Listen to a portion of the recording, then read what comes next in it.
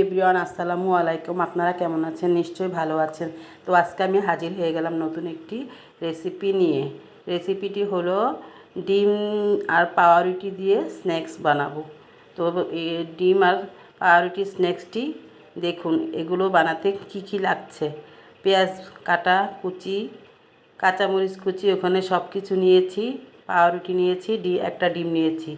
আর এখন চুলায় একটা প্যান বসিয়ে দিয়েছি, তেল ঢেলে দিয়েছি। এখন পেঁয়াজ দিয়ে দিলাম।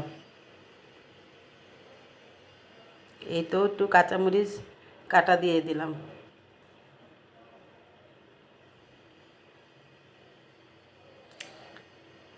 একটু লবণ দিয়ে দিচ্ছি।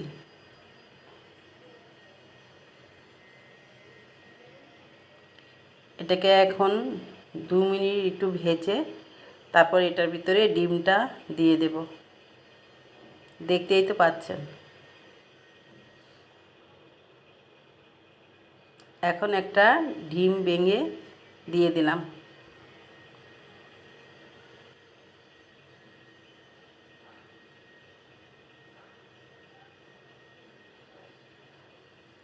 এই তো ডিমটা নাড়াচাড়া করে এখন আমি ভেঙে ডিমটাকে ঝুরির মতো বানিয়ে নেব। বেশি ভাজতে হবে না, হালকা ভাজা হলেই চলবে। তারপরে আমি নামিয়ে নেব। এখন আমি ডিমটা নামিয়ে নিয়েছি। এখন একটা পাউরুটি পিস রাখলাম। এটার ভিতরে একটু 1 চামচ মেয়োনিজ দিয়ে দিলাম।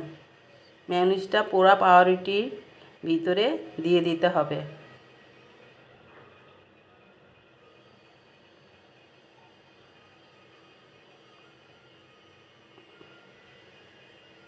এর উপর দিয়ে একটু ডিম দিয়ে সাজিয়ে নিতে হবে।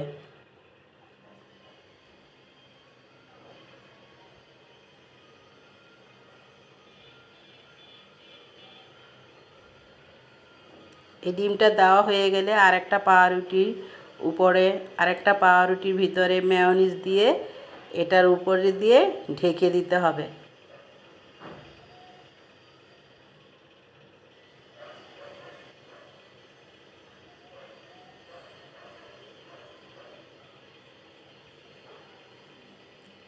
বাসায় বিকালের নাস্তা বানানোর জন্য এটা খুব সহজ একটা পদ্ধতি।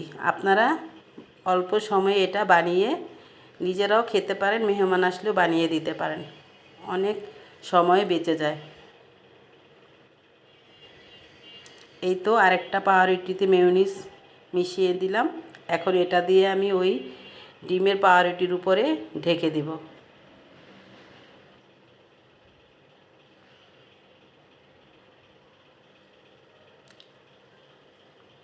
আমার সবগুলোর ভিতরে ডিম দেওয়া হয়ে গেছে।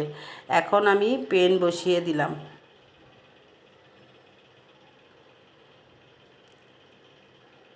প্যানের ভিতরে হালকা একটু তেল দিয়ে দিয়েছি, বেশি তেল দেবার দরকার নেই।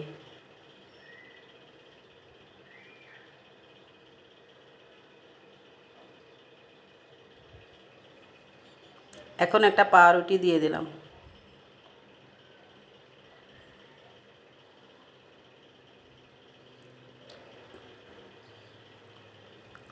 লো হিটে ভাজতে হবে। হাই হিটে গরম করে কড়াইটা, পরে লো হিট করে এই পাউরুটিটা ভাজতে হবে। না হলে বেশি পুড়ে যাবে, ভালো লাগবে না। হালকা ভাজা দিতে হবে।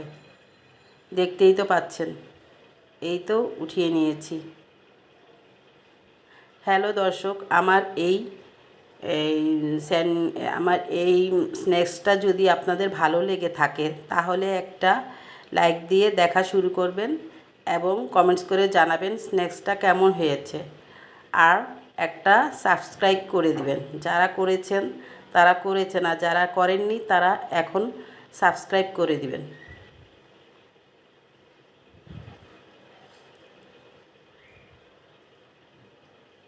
এই তো আমি উল্টিয়ে পাল্টিয়ে স্ন্যাক্সটা ভেজে নিচ্ছি।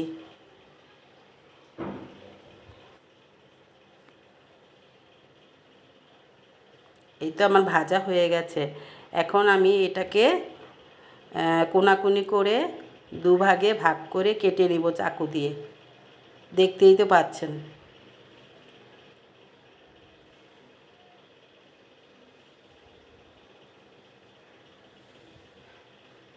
এই স্ন্যাক্সের সাথে যদি একটু সস হয় তাহলে খেতে বেশ মজা লাগে। বাসায় আপনারা ট্রাই করে দেখতে পারেন। খুব মজার একটা স্ন্যাক্স তৈরি করলাম।